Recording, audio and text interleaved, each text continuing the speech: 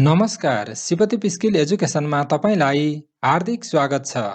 आजको क्लासमा हामीहरू नयाँ पाठ्यक्रम 2079 अनुसार कक्षा 9 को विज्ञान तथा प्रविधि विषयको एकाइ 5 शारीरिक संरचना र जीवन प्रक्रिया अन्तर्गतको पहिलो पाठ 5.1 तन्तु टिस्युको अभ्यास सल्भ गर्नेछौँ। सुरु गरौँ आजको क्लास।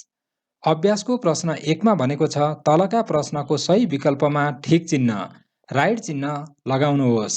प्रश्न क कोषहरू विभाजन हुने क्षमता भएका तन्तुको प्रकार कुन हो? सही उत्तर हो मेरिस्टमेटिक तन्तु। प्रश्न ख मृगौला र र्याल ग्रन्थीका नलीहरूको भित्री सतहमा हुने तन्तु कुन हो? सही उत्तर हो क्युबोइडल इपिथेलियम अर्थात् क्युबिकल इपिथेलियम। यसैगरी प्रश्न ग मा भनेको छ मेरिस्टमेटिक तन्तु बिरुवाको कुन भागमा हुन्छ? यहाँ दिएका अप्सनहरू केही न केही रूपमा सबै सत्य छन्, तर पनि हामीले यहाँ अप्सन ई अर्थात् बिरुवाका सबै भागमा अप्सनलाई सही उत्तरको रूपमा छनौट गरेका छौँ। प्रश्न घ कार्डियाक मसल तन्तु कुन अङ्गमा पाइन्छ? सही उत्तर हो मोटु। प्रश्न ङ बिरुवाले भास्कुलर तन्तु के कामका लागि प्रयोग गर्छ? सही उत्तर हो पानी र खानाको सञ्चार गर्न। यस प्रकार हामीले प्रश्न 1 लाई सल्भ गर्यौं। अब हेरौं प्रश्न 2। प्रश्न 2 मा भनेको छ कारण दिनुहोस्। कारण लेख्नको लागि हामीलाई 4 वटा प्रश्नहरू दिएको छ। यिनीहरूको उत्तर कर्मैसँग छलफल गरौं। प्रश्न क रगतलाई तरल संयोजी तन्तु भनिन्छ। उत्तर रगत तरल अवस्थामा रहेको हुन्छ, साथै यसले विभिन्न पदार्थलाई शरीरको एक भागबाट अर्को भागमा पुर्याउने कार्यको संयोजन गर्दछ। त्यसैले रगतलाई तरल संयोजी तन्तु भनिन्छ। प्रश्न ख बिरुवाको टुप्पो काट्दा उचाइ वृद्धि हुँदैन। उत्तर बिरुवाको टुप्पो काट्दा उचाइ वृद्धि गर्ने मेरिस्टमेटिक तन्तु जसलाई एपिकल मेरिस्टेम भनिन्छ तिनीहरू पनि सँगै काटिन्छन्, जसले गर्दा बिरुवाको उचाइ वृद्धि हुँदैन। अहिले भने हेरौं प्रश्न ग। प्रश्न ग मा भनेको छ लालुपातेको पात चुड्दा सेतो पदार्थ आउँछ। उत्तर लालुपातेमा ल्याक्टिफेरस तन्तु रहेका हुन्छन्। यी तन्तुले दूध जस्तो सेतो तरल पदार्थ उत्पादन गर्दछन्, त्यसैले लालुपातेको पात चुड्दा सेतो पदार्थ आउँछ। प्रश्न घ। प्रश्न घ मा भनेको छ जाइलम तन्तुलाई जटिल स्थायी तन्तु भनिन्छ। उत्तर जाइलम तन्तु 4 प्रकारका अवयवहरू र मृत कोषहरूबाट बनेको हुनाले जटिल स्थायी तन्तु भनिन्छ। यस प्रकार हामीले कारण लेख्नुहोस् प्रश्नका 4 वटा कारणहरूमा छलफल गर्यौं। अब भने हेरौं प्रश्न 3। प्रश्न 3 मा हामीलाई भनेको छ फरक लेख्नुहोस्। फरक लेख्नको लागि यहाँ 4 वटा प्रश्नहरू दिएको छ। यिनीहरूको उत्तर कर्मैसँग छलफल गरौं। प्रश्न क मांसल तन्तु र संयोजी तन्तु। मांसल तन्तु र संयोजी तन्तुको बीचमा निम्न अनुसार फरक छ। एकातर्फ मांसल तन्तु, अर्कोतर्फ लेखौं संयोजी तन्तु। मांसल तन्तु यो तन्तु मुटुका भित्तामा मात्र रहेको हुन्छ। संयोजी तन्तु यो तन्तु हाड, कुरकुरे हाड, रगत, लिम्फ आदिमा रहेको हुन्छ। मांसल तन्तुले मुटुमा धड्कन सिर्जना गर्छ। संयोजी तन्तुले कोष र तन्तुहरू बीच अन्तर सम्बन्ध कायम गर्छ। यस प्रकार हामी मांसल तन्तु र संयोजी तन्तुमा फरक लेख्यौं। प्रिय विद्यार्थी भाइ बहिनीहरू तथा शिक्षक साथीहरू, कुनै पनि कुरामा समस्या रहेमा अथवा कुनै पनि कुराहरू बुझ्नु भएन भने कमेन्ट गरेर सोध्नुहोला। अनि तपाईहरू च्यानलको लागि नयाँ हुनुहुन्छ भने च्यानललाई सब्स्क्राइब गर्नुहोला, साथै भिडियोलाई लाइक गर्नुहोला। तपाईको साथ सपोर्ट मेरो लागि पनि महत्त्वपूर्ण छ। त्यसैले तपाईहरूको साथ निरन्तर रहने कुरामा विश्वस्त रहँदै अहिले भने हेरौं प्रश्न ख। प्रश्न ख मा भनेको छ जाइलम र फ्लोएम। जाइलम र फ्लोएमको बीचमा निम्न अनुसार फरक छ। एकातर्फ लेखौं जाइलम, अर्कोतर्फ फ्लोएम। जाइलम तर्फ लेखौं जाइलम तन्तु मृत कोषबाट बनेको हुन्छ। फ्लोएम तन्तु जीवित कोषबाट बनेको हुन्छ। यसले जराबाट खनिज र पानी बिरुवाका विभिन्न भागमा पुर्याउँछ। यसले पातमा तयार भएको खाना बिरुवाका विभिन्न भागमा पुर्याउँछ। यस प्रकार हामी जाइलम र फ्लोएममा फरक लेख्यौं। अब भने हेरौं प्रश्न ग। प्रश्न ग मा मेरिस्टमेटिक तन्तु र स्थायी तन्तु। मेरिस्टमेटिक तन्तु र स्थायी तन्तुमा निम्न अनुसार फरक छ। मेरिस्टमेटिक तन्तुमा पाइने कोषहरूमा कोष विभाजन हुन्छ। स्थायी स्थायी तन्तुमा पाइने कोषहरूमा साधारणतया कोष विभाजन हुँदैन। मेरिस्टेमेटिक तन्तु, यी तन्तु बिरुवाको जरा र काण्डको टुप्पाका भागहरूमा रहेका हुन्छन्। स्थायी तन्तु, यी तन्तु बिरुवाको काण्ड वा जराका बीच भागमा रहेका हुन्छन्। यस प्रकार हामीले मेरिस्टेमेटिक तन्तु र स्थायी तन्तुको बीचमा फरक लेख्यौं। अब भने हेरौं अन्तिम फरक स्क्लेरेन्काइमा र कोलेन्काइमा। स्क्लेरेन्काइमा र कोलेन्काइमाको बीचमा निम्न अनुसार फरक छ। स्क्लेरेन्काइमातर्फ लेख्न सक्छौं मृत कोषहरू मिलेर बनेको हुन्छ।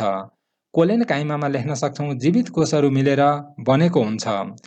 स्क्लेरेन्काइमामा लेख्न सक्छौं बिरुवाको जरा, काण्ड र पातको नसा फल तथा बिउको कडा आवरणको तहमा पाइन्छन्।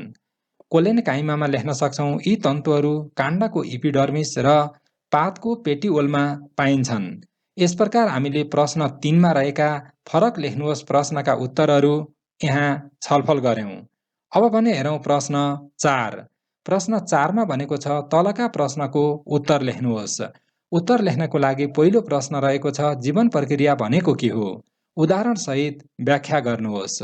उत्तर: सजीवहरूको जीवन चक्र सुचारू राख्नका लागि शरीरमा हुने विभिन्न क्रियाकलापहरू जस्तै पोषण, श्वास प्रश्वास, प्रकाश संश्लेषण, परिवहन, निष्कासन, प्रजनन आदि कार्यलाई जीवन प्रक्रिया भनिन्छ। प्रश्न ख।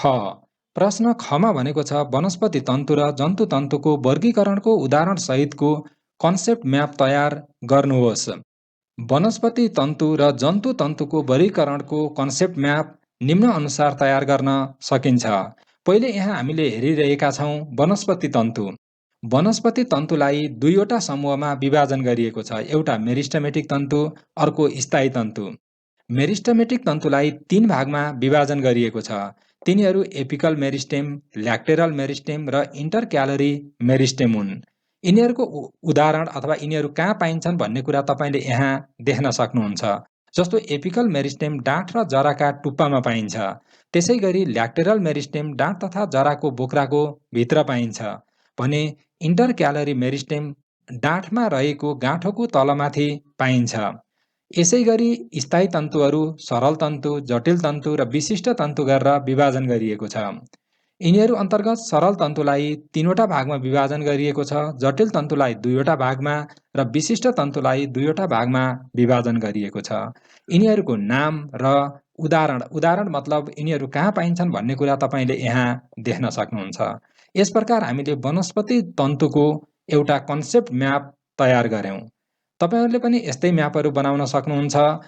अब अहिले भने हामीले हेरौं जन्तु तन्तु। जन्तु तन्तुको कन्सेप्ट म्याप यस प्रकार रहेको छ। मैले यो निर्माण गरेको छु, सकेसम्म तपाईहरुले बुझ्नुहोस् भनेर यसमा कलरहरू फरक राखेको छु। भनेको कलर, टेक्स्ट कलर त एउटै छ, तर पनि यो लाइन कलरहरू अलिकति फरक बनाउन खोजेको छु। तपाईहरुले पक्कै पनि बुझ्नुहुन्छ जन्तु तन्तुलाई 4वटा तन्तुहरूमा विभाजन गरिएको छ। इपिथेलियल तन्तु, मांसल तन्तु, संयोजी तन्तु, स्नायु तन्तु। अब तपाईले के कुरा बुझ्नु पर्यो भने यिनीहरूका सबैका के छन्? भागहरू छन्। स्नायु तन्तु छोडेर बाँकीका विभिन्न भागहरू रहेका, विभिन्न समूहहरू रहेका छन्। अथवा यिनीहरूलाई पनि के गरिएको छ? इपिथेलियल तन्तुलाई पनि फेरि 4वटा भागमा बाँडिएको छ, मांसललाई 3वटा भागमा बाँडिएको छ, संयोजी तन्तुलाई पनि 3वटा भागमा बाँडिएको छ र नरम संयोजी तन्तुलाई फेरि के गरिएको छ? फेरि यिनीहरूलाई पनि 2वटा भागमा विभाजन गरिएको छ र यिनीहरू मध्ये पनि उदाहरणको हिसाबले अझ फरक फरक बनाउन सकिन्छ। तर तपाईहरुले त्यति तलसम्म जानु पर्दैन जुन किताबमा बनाएको छ। लगभग यति बनाउँदाखेरि यो कन्सेप्ट म्याप पूरा हुन्छ र तपाईले यसलाई हेर्नु होला। कुनै पनि कुराहरू बुझ्नु भएन भने कमेन्ट गरेर सोध्नु होला। मन पर्यो भने भिडियोलाई लाइक गर्न नबिर्सनुहोस् र तपाईहरु जुन कक्षा 9 मा पढ्दै हुनुहुन्छ भाइ बहिनीहरू, तपाईहरुले यो च्यानललाई सब्स्क्राइब गर्नुहोस् कक्षा 9 को लागि, कक्षा 10 को लागि र कक्षा 10 पछि पनि तपाईहरुको व्यक्तित्व विकासको लागि र समग्र तपाईले कुनै पनि एउटा स्किल सिक्नको लागि महत्त्वपूर्ण सहयोगहरू शिवदीप स्किल एजुकेसनको तर्फबाट पाइरहनुहुनेछ। त्यसैले लाइक गर्नुहोस्, सब्स्क्राइब गर्नुहोस् र कमेन्टमा तपाईहरुका सुझाव लेख्दै गर्नुहोस्। कसरी हामी अगाडि बढ्न सक्छौं? तपाईका सुझावहरू यो च्यानललाई अगाडि लैजानको लागि महत्त्वपूर्ण छन्। अब भने हेरौं प्रश्न ग। प्रश्न गमा भनेको छ मेरिस्टमेटिक तन्तुलाई चित्रसहित वर्णन गर्नुहोस्। सबैभन्दा पहिले हामीले मेरिस्टमेटिक तन्तुको एउटा चित्र हेरौँ। यो चित्र किताबमा छ। यही किताबलाई मैले यहाँ कट गरेर राखेको छु। तपाईहरुले कपीमा यो चित्रलाई बनाउनु होला।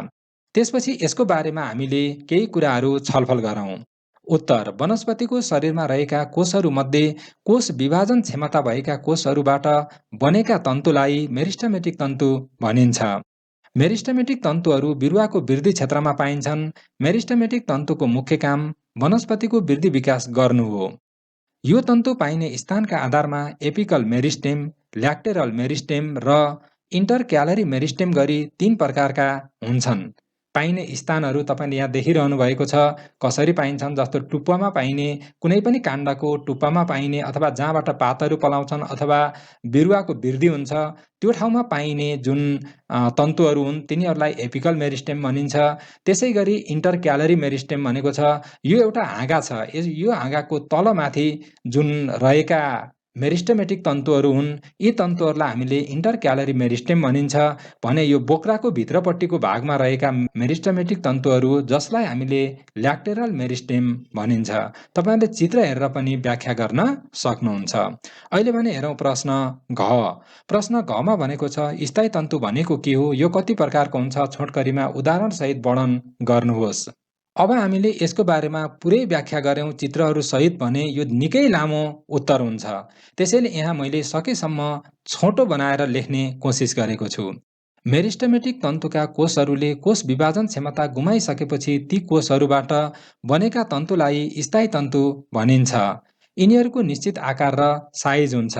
यो तन्तु जीवित वा मृत कोषहरू मिलेर बनेको हुन्छ। बिरुवामा पाइने स्थायी तन्तुहरू यस प्रकार छन्। सबैभन्दा पहिले छ सरल तन्तु।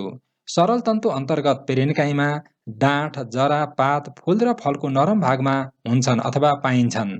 त्यसै गरी छ कोलेन्काइमा। कोलेन्काइमा काण्डको इपिडर्मिस र पातको पेटियोलमा हुन्छन् र अन्तिममा स्क्लेरेन्काइमा बिरुवाको जरा, काण्ड र पातको नसा, फल तथा बिउको कडा आवरणको तहमा पाइन्छ। त्यसै गरी जटिल तन्तु अन्तर्गत जाइलम जरा, डाँठ, पात तथा अन्य भागको भित्री तहमा पाइन्छ। फ्लोएम बिरुवाका सबै भागहरू जस्तै जरा, डाँठ र पातमा पाइन्छ। यसै गरी विशिष्ट तन्तुहरू 2 प्रकारका छन्। ग्ल्यान्डुलर तन्तु धतुरो, तुलसी र सल्ला जस्ता बिरुवामा पाइन्छन् भने ल्याक्टिफेरस तन्तु पिपल, लालुपाते, कटहर, रबर, आँक जस्ता बिरुवामा पाइन्छन्। यस प्रकार हामीले स्थायी तन्तुको बारेमा लेख्यौं। अब तपाईहरुले यसमा महत्त्वपूर्ण कुरा स्थायी तन्तुहरूका प्रकारहरू जान्नु पर्यो, यिनीहरूका सब प्रकारहरू जान्नु पर्यो र कहाँ पाइन्छन् भन्ने कुरा जान्नु पर्यो। यति कुराहरू जान्नुभयो भने तपाईले सजिलैसँग कुनै पनि कुराहरू सोध्यो भने त्यसको बारेमा थप कुराहरू पनि लेख्न सक्नुहुन्छ। यस प्रकार हामीले स्थायी तन्तुको बारेमा लेख्न सक्छौं। अब भने हेरौँ प्रश्न ङ। प्रश्न ङमा भनेको छ स्क्लेरेन्काइमा, कोलेन्काइमा र पेरेन्काइमाको सफा चित्र बनाई प्रत्येकका कार्यहरूको सूची तयार गर्नुहोस् भनेको छ। उत्तर: स्क्लेरेन्काइमा, कोलेन्काइमा र पेरेन्काइमाको चित्र र कार्यहरूको सूची यस प्रकार छ। सबैभन्दा पहिले स्क्लेरेन्काइमा। स्क्लेरेन्काइमाको चित्र यस प्रकार रहेको छ। यसको बारेमा हामीले लेख्दा बिरुवालाई दह्रो बनाउनु र सिधा अडाउनु यसको मुख्य कार्य हो। त्यसै गरी यसले बिरुवामा लचकता र कडापन दिन्छ। अब हेरौँ कोलेन्काइमा। कोलेन्काइमाको चित्र यस प्रकार रहेको हुन्छ। यहाँ तपाईले कोलेन्काइमाको चित्र देखिरहनु भएको छ। यसलाई तपाईहरुले कपीमा बनाउनु होला अनि यसका कार्यहरू हामीले यस प्रकार लेख्न सक्छौं। यस तन्तुको मुख्य कार्य वृद्धि हुँदै गरेको बिरुवाका अङ्गमा दह्रोपन ल्याउने, बिरुवालाई लचकता प्रदान गर्ने हो। त्यसै गरी यसको अर्को कार्य कुनै कोलेन्काइमा तन्तुमा क्लोरोप्लास्ट पाइन्छ। उक्त तन्तुले प्रकाश संश्लेषणमा मद्दत गर्छ। यस प्रकार हामीले कोलेन्काइमाका कार्यहरू लेख्यौं। अब भने हेरौँ पेरेन्काइमाका कार्यहरू। पेरेन्काइमाको चित्र तपाईले यहाँ देख्न सक्नुहुन्छ। त्यसै गरी यसका कार्यहरू यहाँ हामीले लेख्न सक्छौं। पहिलो छ प्रकाश संश्लेषण क्रियाबाट खाना बनाउँछ। त्यसै गरी यसले खाना बनाउने, सञ्चय गर्ने तथा बिरुवालाई पुष्ट राख्न मद्दत गर्छ। यस प्रकार हामीले स्क्लेरेन्काइमा, कोलेन्काइमा र पेरेन्काइमाको बारेमा लेख्यौं। अब हेरौँ प्रश्न च। प्रश्न चमा भनेको छ इपिथेलियल तन्तुका कार्यहरू लेख्नुहोस्। उत्तर: इपिथेलियल तन्तुले मुख्यतया ढाक्ने, बचाउने, स्राव गर्ने, निष्कासन गर्ने, सोच्ने जस्ता कार्यहरू गर्दछ। यस प्रकार हामीले इपिथेलियल तन्तुका कार्यहरू लेख्यौं। प्रश्न 6। प्रश्न 6 मा भनेको छ जनावर तन्तुका प्रकारहरूको चार्ट तयार गरी पाइने स्थान लेख्नुहोस्। यसको चार्ट हामीले अगाडि तयार गरेका छौं, जसलाई राम्रोसँग हेर्नुहोला र तपाईहरुले पनि त्यो चार्टलाई तयार गर्नुहोला। यहाँ मैले फेरि दोहोऱ्याएर राखेको छु। जन्तु तन्तु। जन्तु तन्तु अन्तर्गत इपिथेलियल तन्तु, मांसल तन्तु, संयोजी तन्तु र स्नायु तन्तुहरू रहेका छन्। यिनीहरूलाई हामीले कसरी वर्गीकरण गर्न सक्छौं अथवा कसरी लेख्न सक्छौं यो यहाँ तपाईले देख्नु भएको छ। यिनीहरू कहाँ पाइन्छन् भन्ने कुरा पनि मैले लेखेको छु। यसलाई राम्रोसँग जान्नुहोस्। अब भने हेरौं प्रश्न ज। प्रश्न ज मा भनेको छ चित्रको अवलोकन गरी तलका प्रश्नको उत्तर दिनुहोस्। यहाँ हामीलाई एउटा चित्र दिएको छ। यहाँ केही प्रश्नहरू सोधेको छ। यो चित्रको आधारमा यी प्रश्नहरूको उत्तर छलफल गरौं। सबैभन्दा पहिलो प्रश्नको रूपमा दिएको छ दिएको चित्र पहिचान गर्नुहोस् भनेको छ। दिएको चित्र के हो त? फ्लोएम हो। त्यसैगरी प्रश्न आ मा भनेको छ चित्रमा देखाइएका भागको नाम लेख्नुहोस्। तपाईहरुलाई यी भागहरूमा कन्फ्युजन हुन सक्छ। अलिकति ध्यान दिएर यसलाई सम्झनु होला। सबैभन्दा पहिले चित्रमा देखाइएका भागको नाम क्रमशः के रहेको छ? क फ्लोएम पेरेन्काइमा, ख फ्लोएम फाइबर, ग सिप ट्युब र घ कम्प्यानियन सेल। तपाईहरुले यहाँ रहेका यी भागहरूलाई राम्रोसँग ध्यान दिनुहोला, किनभने तपाईहरुले किताब अनुसार हेर्नुभयो भने केही कन्फ्युजन हुन सक्नेछ। फ्लोएमका यी भागहरूलाई सम्झिँदै गर्नुहोस्। अहिले भने हेरौं प्रश्न ई। प्रश्न ई मा भनेको छ यस तन्तुको कार्य लेख्नुहोस्। हामीलाई थाहा छ फ्लोएमको कार्य। यस तन्तुको कार्य पातमा तयार भएको खाना बिरुवाका विभिन्न भागमा पुर्याउनु हो। त्यसैगरी यही अन्तर्गत प्रश्न ज अन्तर्गतको अन्तिम प्रश्न रहेको छ बिरुवामा यस तन्तुको महत्त्व लेख्नुहोस्। अब यही तपाईले देख्न सक्नुहुन्छ तन्तुको कार्य पातमा तयार भएको खाना बिरुवाका विभिन्न भागमा पुर्याउनु हो। जब यो तन्तु हुँदैन बिरुवाका विभिन्न भागमा खाना पुग्दैन, बिरुवाको जीवन सम्भव हुँदैन। त्यसैले यो महत्त्वपूर्ण छ। त्यही कुरा हामीले यहाँ लेखेका छौं। यसलाई तपाईहरुले पढ्न सक्नुहुन्छ, बुझ्न सक्नुहुन्छ। फ्लोएमले प्रकाश संश्लेषणबाट उत्पादित खानालाई बिरुवाका विभिन्न भागमा पुर्याउने काम गर्छ। तर यी तन्तु नहुने हो भने खाना बिरुवाका विभिन्न भागमा पुग्न सक्दैन, जसले गर्दा बिरुवाको जीवन सम्भव हुँदैन। त्यसैले यी तन्तुहरू महत्त्वपूर्ण छन्। अब भने हेरौं प्रश्न झ। प्रश्न झ मा दिएको छ चित्रको अवलोकन गरी तलका प्रश्नको उत्तर दिनुहोस्। हामीलाई यहाँ तीनवटा चित्रहरू दिएको छ र यहाँ प्रश्नहरू सोधेको छ। प्रश्न अ दिएको मांसल तन्तुको नाम लेख्नुहोस् भनेको छ। दिएको मांसल तन्तु भनेको क ख ग तीनवटा मांसल तन्तुहरू हुन्। यिनीहरूको नाम क्रमशः यस प्रकार छ। क कंकालपेशी तन्तु, ख मुटुको मांसल तन्तु, घ चिल्लो मांसल तन्तु। यस प्रकार हामीले यिनीहरूको नाम लेख्यौं। अब भने हेरौं प्रश्न आ। प्रश्न आ मा भनेको छ प्रत्येक तन्तु पाइने एक एकवटा अंगको नाम लेख्नुहोस्। अब हामीले यहाँ लेख्न सक्छौं कंकालपेशी तन्तु पाखुरामा पाइन्छ, त्यसैगरी मुटुको मांसल तन्तु मुटुका भित्तामा पाइन्छ भने चिल्लो मांसल तन्तु पिसाबको नलीमा पाइन्छ। यस प्रकार हामीले यिनीहरू कहाँ पाइन्छन् भन्ने कुरा लेख्यौं। अब प्रश्न ई मा सोधेको छ यी तन्तुहरूका एउटा एउटा कार्य लेख्नुहोस् भनेको छ। अब यिनीहरूको कार्य के हो भने कंकालपेशी तन्तु चाल उत्पन्न गर्छ, त्यसैगरी मुटुको मांसल तन्तु मुटुमा धड्कन सिर्जना गर्छ र चिल्लो मांसल तन्तु पिसाबको नलीमा रहेको चिल्लो मांसल तन्तुले विषाक्त पदार्थहरू हटाउन मद्दत गर्दछ। यहाँ हामीले किन यो कुरा लेख्नु पर्यो भने पिसाबको नलीमा पाइएकोले यो काम गर्ने भयो, त्यसैगरी अन्य ठाउँहरूमा पाइएको छ जस्तो आन्द्राहरूमा पाइएको छ भने पोषक तत्त्व शोषण गर्ने भयो। त्यसैले गर्दा यिनीहरू पाइने ठाउँ अनुसार कार्यहरू फरक हुन्छ। कसको? चिल्लो मांसल तन्तुको। यस प्रकार हामीले प्रश्न झ को उत्तरहरू लेख्यौं। अब भने आजको लागि अन्तिम प्रश्न छ य। प्रश्न य मा भनेको छ चित्रको अध्ययन गरी तल दिएका प्रश्नको उत्तर लेख्नुहोस्। प्रश्नहरूको उत्तर लेख्नको लागि हामीलाई यहाँ एउटा चित्र दिएको छ। दिएको चित्रको पहिचान गर्नुहोस् भनेको छ। मैले यहाँ केही उत्तरहरू यता लेख्दैछु किनभने तपाईले यहाँ हेरेर बुझ्नको लागि सजिलो हुन्छ। यहाँ दिएका प्रश्नहरूको बारेमा छलफल गर्नुभन्दा पहिले म तपाईहरुलाई यो चित्रको बारेमा केही कुराहरू बताउन गइरहेको छु। सर्वप्रथम त यो चित्र भनेको के हो भन्दा स्नायु कोषको हो। स्नायु कोषमा मुख्य 4 भागहरू रहेका हुन्छन्, जसमध्ये यसको यो जुन बीज भागमा तपाईले देख्नु भएको छ यो के हो? स्नायु कोष अन्तर्गतको न्युक्लियस हो। त्यसको जुन बाहिर रहेको छ यसलाई हामीले सेल बडी भन्छौँ भने यो जुन बाहिर हाँगाको रूपमा रहेको छ यिनीहरूलाई हामीले डेन्ड्राइट्स भन्छौँ। यो पनि डेन्ड्राइट्स नै हो, तर यसमध्ये यहाँ एउटा सबैभन्दा लामो के रहेको हुन्छ, डेन्ड्राइट्स रहेको हुन्छ, त्यसलाई हामीले एक्जोन भन्छौँ। पक्कै पनि तपाईँले बुझ्नुहुन्छ, कन्फ्युजन हुनसक्छ किनभने किताबमा अलिकति कन्फ्युजन हुने गरी यो चित्र बनाएका भागहरूको नाम लेखेको छ, अलिकति छुट्याएको छैन, त्यसैले मैले यी कुराहरू तपाईँहरूलाई भने। अब तपाईँले यी सबै प्रश्नको उत्तरहरू लेख्न सक्नुहुन्छ। अब मैले यहाँ तपाईँहरूलाई क्रमशः उत्तरहरू पनि देखाउँदैछु। दिएको चित्रको पहिचान गर्नुहोस् भनेको छ। दिएको चित्र न्युरोन अथवा स्नायु कोषको हो। त्यसै गरी प्रश्न आमा भनेको छ चित्रमा भएको क ख ग को नाम लेख्नुहोस्। अब तपाईँहरूलाई यो नामहरू थाहा भइसकेको छ। मैले यहाँ यिनीहरूको नाम क्रमशः लेख्दिन गइरहेको छु। पहिलो अर्थात् क हो डेन्ड्राइट्स, त्यसै गरी ख एक्जोन र ग हो सेल बडी। यस प्रकार हामीले चित्रमा भएको क ख ग को नाम लेख्यौं। अब हामीलाई प्रश्न यीमा सोधेको छ क ख र ग भागका कार्यहरू लेख्नुहोस् भनेको छ।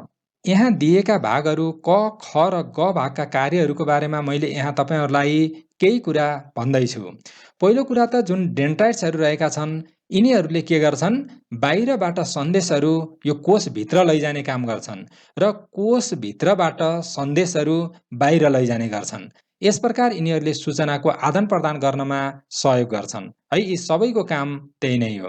त्यसपछि गएर जुन यो सेल बडी छ, सेल बडीले भने के काम गर्छ भने यी सन्देशहरू जुन आएका सूचनाहरू छन् तिनीहरूलाई प्रशोधन गर्ने काम चाहिँ यसले गर्दछ र बाहिर सन्देश पठाउने काम र बाहिरबाट आएको सन्देशलाई रिसिभ गर्ने काम पनि यसले गर्दछ। अब हामीले हेरौँ यिनीहरूको क्रमशः कार्यहरू। क ख ग भागका कार्यहरू निम्न अनुसार छन्। नम्बर फर्स्टमा भाग क डेन्ड्राइट्स। भाग क डेन्ड्राइट्सको कार्य अन्य स्नायु कोषबाट उत्तेजनालाई सेल बडीसम्म पुर्याउने र सेल बडीबाट उत्तेजनालाई अन्य स्नायु कोषहरूमा पुर्याउने हो। त्यसै गरी भाग ख एक्जोनको कार्य विभिन्न न्युरोन, मांसपेशीहरू र ग्रन्थीहरूलाई जानकारी प्रसारित गर्नु हो। र अन्तिममा रहेको छ भाग ग सेल बडी भनिन्छ, को कार्य न्युरोनको बाँकी भागको लागि न्युरोट्रान्समिटरहरू जस्ता प्रोटिनहरू निर्माणको साथै डेन्ड्राइट्सबाट आउने जानकारीलाई प्रशोधन गर्नु हो। यस प्रकार हामीले क ख ग भागहरूको नाम पहिचान गर्यौं र यिनीहरूको कार्यको बारेमा छलफल गर्यौं। यस प्रकार हामीले कक्षा 9 को नयाँ पाठ्यक्रम 2079 अनुसारको विज्ञान तथा प्रविधि विषयको एकाइ 5 शारीरिक संरचना र जीवन प्रक्रिया अन्तर्गतको पहिलो पाठ तन्तु पाठको अभ्यासलाई सल्भ गरेका छौं। यस पाठसँग सम्बन्धित कुनै पनि जिज्ञासा रहेमा तल कमेन्ट गरेर सोध्नुहोला। भिडियो उपयोगी लागेमा लाइक गर्नुहोला। साथै च्यानललाई सब्स्क्राइब गर्न नबिर्सिनुहोला किनकि यो च्यानलका सोलुसनहरू तपाईलाई बारम्बार चाहिरहनेछ। त्यसैले च्यानललाई सब्स्क्राइब गर्नुहोस्। तपाई एसई परीक्षा दिँदा मात्रै होइन त्यसपछि सम्मको लागि पनि तपाईलाई यो च्यानल काम लागिरहनेछ। अहिले भने तपाईको दिन शुभ रहोस् भन्ने कामना सहित अर्को भिडियोमा भेट हुने बाचा सहित बिदा हुन्छु। धन्यवाद। तपाईको दिन शुभ रहोस्।